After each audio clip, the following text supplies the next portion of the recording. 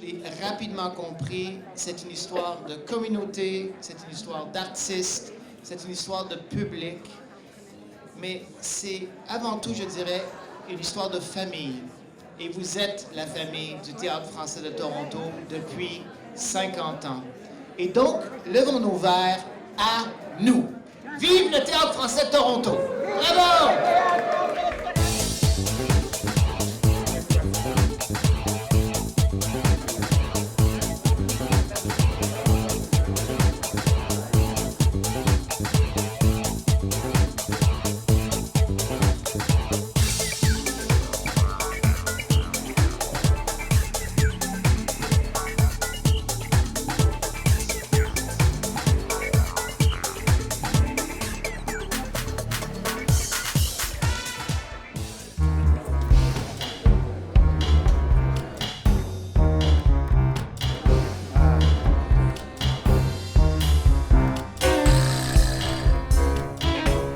Moi, je me nomme Joël Beddoes. Je suis le directeur artistique et co-directeur général avec Ghislain Caron, ici au Théâtre français de Toronto.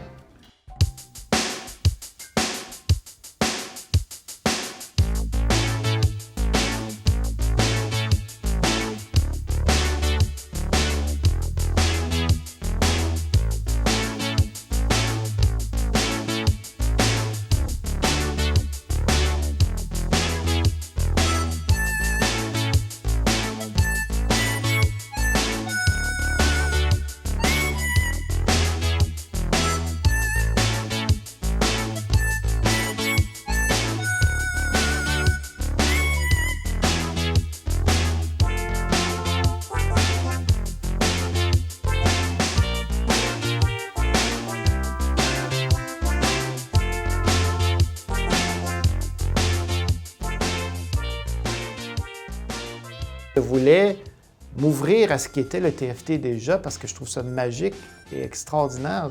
Je veux rien perdre. Parler de Robert, c'est de parler de notre doyen. C'est quelqu'un qui était dans la première production. Je dirais qu'à travers les directions artistiques, c'est devenu un petit peu le fil conducteur du théâtre français. Moi, je le connaissais à peine en arrivant. Et j'ai compris, ça m'a pris quelques semaines, la grande affection que tout le monde avait pour Robert et l'affection de Robert pour le Théâtre français de Toronto.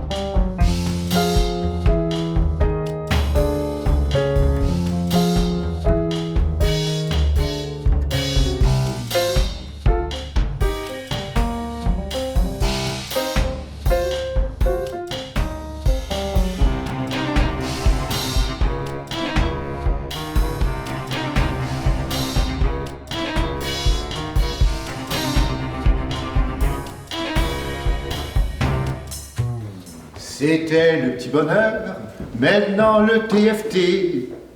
Eh bien oui, c'est moi, Robert Gonnet, en 1967.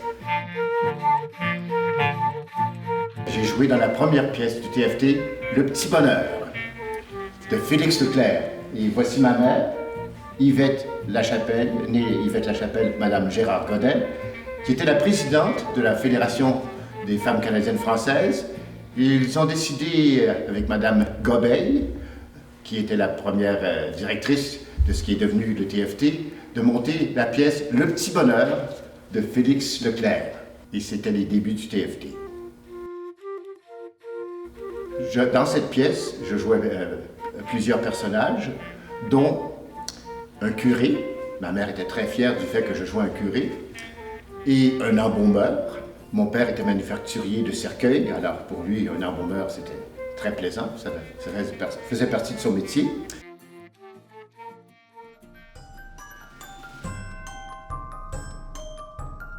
Justement, c'est ici que mes parents se sont rencontrés, un bazar de l'église en 1936.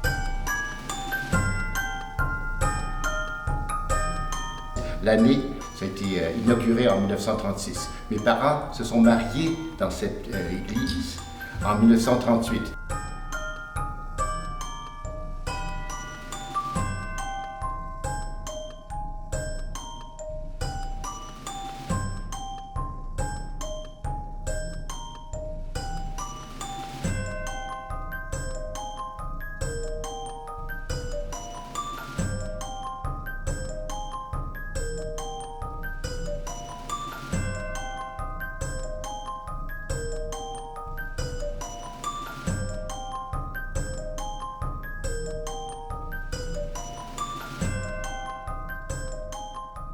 Ma mère jouait dans des opérettes. Ils ont joué ici sur cette scène. Mon père faisait des monologues comiques. Alors c'était tout ça ici. Alors c'est toute une fierté de me retrouver ici où ça a tout commencé en 1967 et j'avais à peine 20 ans. Et c'est un peu de ça que j'avais l'air à l'époque. Et me voici aujourd'hui. Là, j'étais tout fier de... Comme j'ai mentionné, c'était une de mes premières pièces et de jouer devant mes parents, c'était un beau souvenir. Et surtout, j'ai passé à travers toutes les étapes. J'ai joué dans tous les théâtres du théâtre français, anciennement le théâtre du Petit Bonheur, depuis le début. Alors j'ai vu, il y a plusieurs étapes. Alors on peut aller presque par décennies. Après la paroisse du Sacré-Cœur, dans la salle paroissiale, il y avait sur Danforth et Broadview, ça je m'en rappelle très bien, une pièce qui s'appelait On demande un ménage. Et c'est la première fois, la seule fois que j'ai joué un jeune premier. Et c'était pas mon emploi. Ma spécialité, c'est les rôles de composition. Alors, j'étais tellement préoccupé à bien garder qu'on ne voit pas trop mon estomac. Puis, le théâtre était situé au 3e étage, par-dessus un restaurant grec.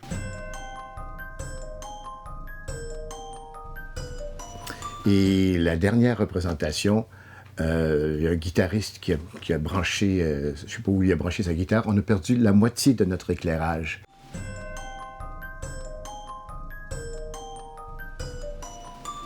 Et un des comédiens, qui est un peu cabotin, a complètement changé la mise en place pour être dans l'éclairage. Alors il fallait jouer autour de lui. Alors.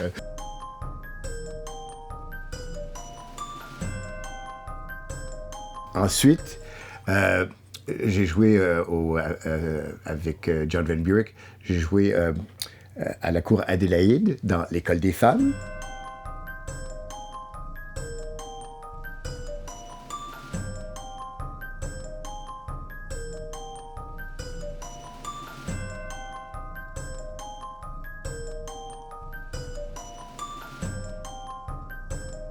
Je m'appelle Olivier Lécuyer. Le premier spectacle que j'ai fait avec le Théâtre français, c'était en fait en 1982. C'était l'École des femmes. J'habitais à Montréal, j'étais un tout jeune comédien, fraîchement sorti de l'école de théâtre. Et j'ai auditionné pour John Van Buurik. Et il était venu auditionner à Montréal et j'avais décroché le rôle d'Horace dans l'École des femmes. Et j'ai travaillé pour la première fois avec Guy Mignot, que je connaissais déjà, qui avait travaillé avec mon père. Quand j'ai travaillé avec Olivier Lécuyer, d'ailleurs, il était dans la... J'ai fait 3 productions de l'École des femmes, il était dans la première. Il jouait mon fils, il n'était pas tellement plus jeune. J'avais 36 ans, il avait à peu près 20, je sais pas, au début de la vingtaine. Alors, c'était un miracle que je sois son père. Mais j'avais déjà les cheveux un peu gris à l'époque. C'était la première fois qu'il jouait à Toronto. Et je l'ai vu évoluer au courant des années. Et il est très bon comédien, il a joué toutes sortes de rôles de composition. Je pense que la dernière pièce qu'il a fait, c'était Dieu de cœur d'âge. Je passais dans la cuisine. Pourquoi la Lisaine Torte est-elle une tarte? Allez, on ne va pas laisser cette manchette. On a joué dans Good. dans Le bourgeois gentilhomme.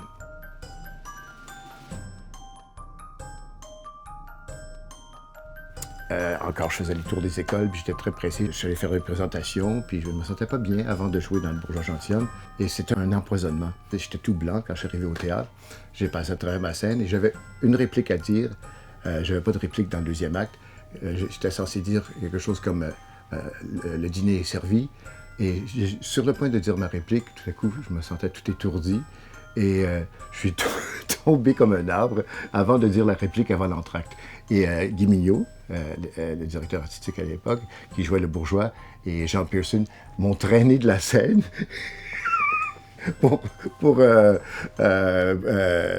ils ont annoncé l'entracte, ils ont prolongé l'entracte pendant que je suis allé à l'hôpital. Et j'étais empoisonné, mais je suis revenu le lendemain un peu faible, mais j'ai fini la pièce. Je pense juste à la fois où on a eu un comédien qui avait eu une gastro assez sévère pendant le show.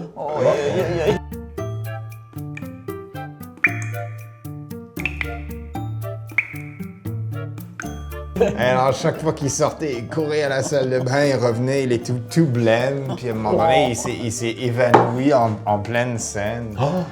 Puis, bon, il s'est pas fait mal, bien sûr, mais il dit qu'il a perdu connaissance. Et puis, c'était moi et Guy Mignot et je me souviens pas si Jean Pearson était en scène. Je pense que Jean Pearson était en scène pendant cette scène-là. Quand on a fait Le bourgeois gentilhomme, qui était mis en scène par Diana Leblanc, avec Guy Mignot qui jouait le bourgeois, Robert Godin, qui était Robert, qui est adorable, qui a une belle, grosse personnalité, était vers la fin du premier acte, avant l'entracte, était tout près du mur, tout près de la porte. Et puis, je le vois commencer à tituber.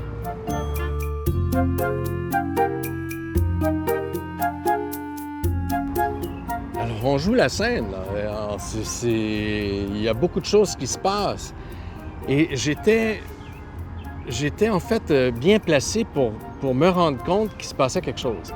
Alors, je le vois commencer à tituber.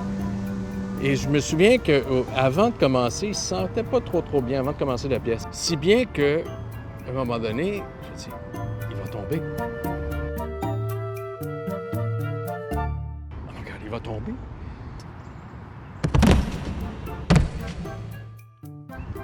Alors, j'ai fait le tour comme ça.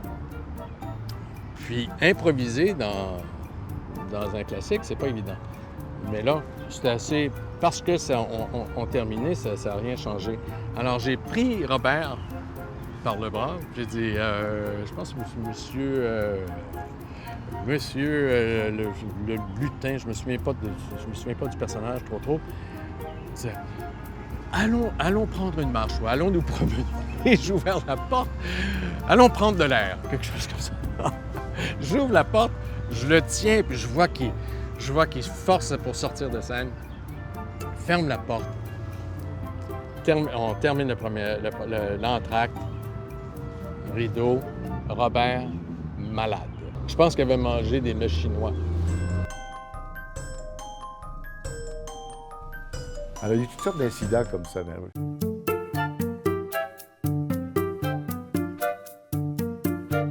Robert Godin, c'est un des premiers acteurs que j'ai rencontrés à Toronto. Même avant de venir m'installer à Toronto, j'étais venu filmer des publicités. Robert était là sur le plateau, puis on s'était liés d'amitié.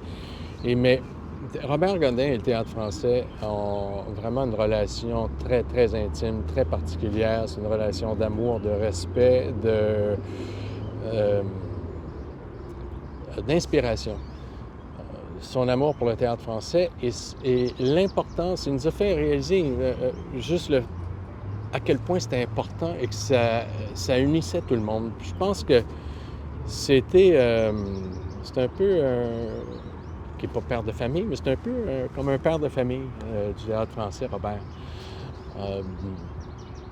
toujours très, très poli, toujours beaucoup d'égards pour les acteurs, très respectueux. C'est quelqu'un que j'admire beaucoup. Ce qui est le fun de travailler avec Robert, c'est qu'il représente la longévité de la compagnie. C'est un des seuls qui est là depuis le tout début. Alors c'est beau d'avoir accès à la mémoire collective de cette compagnie-là à travers Robert. Et c'est beau aussi de voir les tendances qui changent. Et Robert qui a vu toutes les matinées scolaires, qui a animé auprès du public, qui a accueilli les publics, qui ont présenté les concepteurs, il s'est déplacé dans les écoles. Il est là pour voir tous les spectacles de la saison. Alors c'est le fun aussi d'avoir son pouls sur comment vont les spectacles, comment c'est reçu par le public. Et entre autres, c'est peut-être parce que je coordonne le concours des inspirés, c'est le fun de l'entendre dire que c'est parmi les spectacles qui réussissent le mieux auprès des adolescents, qui sentent qu'ils sont toujours engagés tout le long du spectacle. Puis c'est sûr que ça fait plaisir parce qu'on travaille fort pour que ce spectacle-là ressemble aux adolescents et que Robert me dise, qui a vu tous les shows et tous les publics adolescents, que ça marche autant. C'est sûr que ça fait plaisir.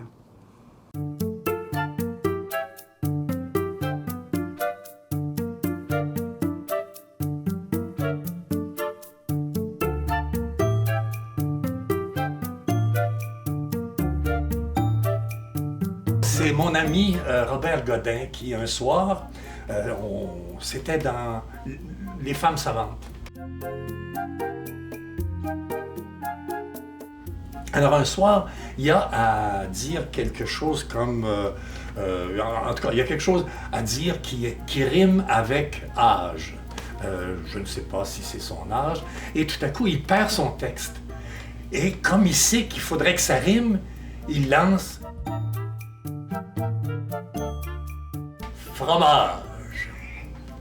Et là, les deux jeunes premiers, qui eux restaient sur scène, lui avait fini de parler, Robert, et puis moi j'avais encore une réplique à dire, que j'ai dit en sautant les épaules, et puis les deux jeunes premiers ont éclaté de rire, alors que normalement c'était un moment très tendre et très difficile.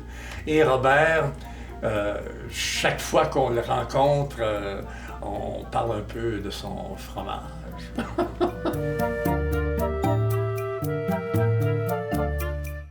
Les spectacles de chansons, d'abord, je dois dire encore une fois que c'est un peu la faute à Robert Godin.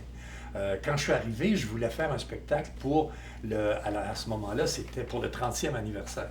Et Robert, qui a toujours aimé chanter, il me dit « Pourquoi on ne fait pas un spectacle à partir des chansons de Félix Leclerc? » Et ça, j'ai dit « Ben, ça m'allume. » Et là, je me suis mis à faire de la recherche et j'ai écrit j'ai fait un collage de textes, de chansons et de courtes pièces de Félix Leclerc et qui s'est appelé « C'était un petit bonheur ».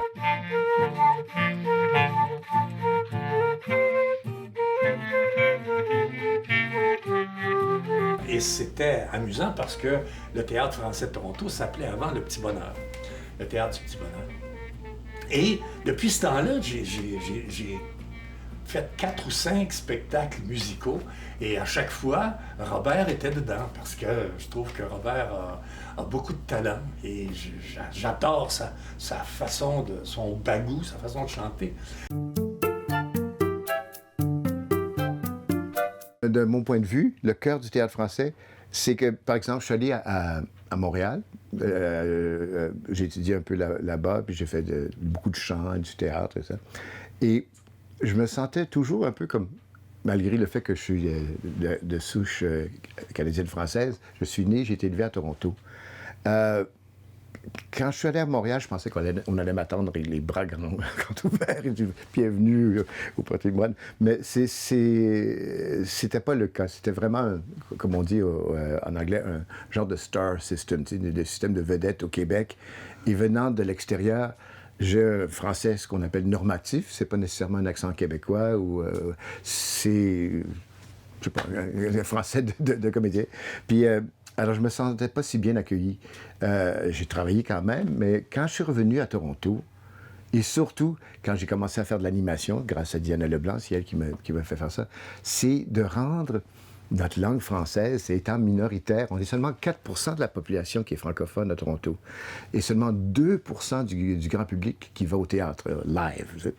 Alors, de faire le tour des écoles, de lire des textes avec les jeunes, faire des présentations, monter des spectacles, monter du Molière, par exemple, c'est du français du 17e siècle, faire toutes sortes de recherches aux répétitions et de rendre ça une langue vivante. C'est pas seulement une langue qu'on étudie dans un livre, c'est une langue vivante, c'est ma langue, c'est dans ma ville, c'est ma famille. C'est ça dont je suis le plus fier au Théâtre français. Parce qu'on est une famille, puis c'est ça que j'aime du Théâtre français. Je suis là depuis le début. Ça a commencé avec ma mère, qui était à l'église du Sacré-Cœur, et c'est toujours ma famille 50 ans plus tard. 50 ans plus tard, me voici. Salut Joël! Allô? Salut Joël, c'est pas. On fait ça encore une fois? Ben oui, c'est ça.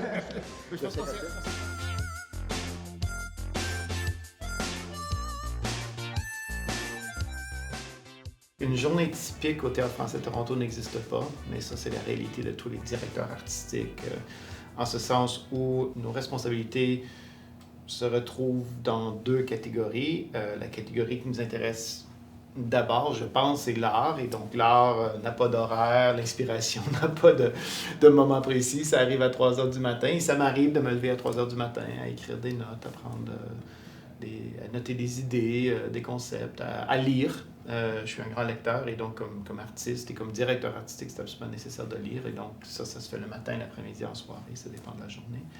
Là où l'art semble avoir un horaire, c'est au moment des répétitions. Donc quand je suis en période de répétition, vraiment, c'est de 9 à 5 en salle de répétition, juste là-bas. Les autres journées, c'est du travail administratif et d'organisation et d'animation, je dirais, de mon milieu. Donc, sur le plan administratif, c'est de rédiger des demandes de subvention, d'être à l'affût des occasions de financement pour la compagnie, de travailler avec Justin Caron, assurer la viabilité d'une programmation à travers des appuis extérieurs. Je trouve que chaque directeur artistique qui m'a précédé, avec sa particularité, avec sa façon de faire, a toujours cherché à provoquer le public. On a tendance à oublier, dans le cas de Jean Van Burek, par exemple, c'est lui qui nous a fait découvrir Michel Tremblay, entre autres.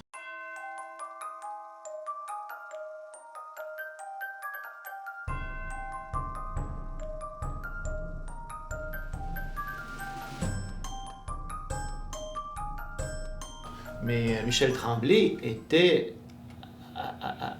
au moment de rédiger ces pièces magnifiques qu'on considère des œuvres de répertoire aujourd'hui, était révolutionnaire et dans le contenu et dans la forme. Et John travaillait très fort pour s'assurer que justement cette particularité, cette unicité résonne auprès des publics d'ici, et ça n'a pas été facile.